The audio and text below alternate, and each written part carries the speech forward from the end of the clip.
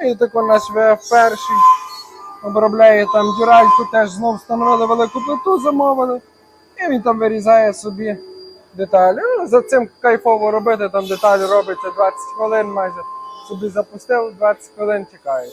Запустив, 20 хвилин чекаєш. Тільки деколи треба переставляти прижими, тому що плита доволі велика заготовка і вона не габаритна. І все, тут роботи в нас на пару днів, щоб зробити ось цю всю плиту. І в нас ще таких є 3 плити.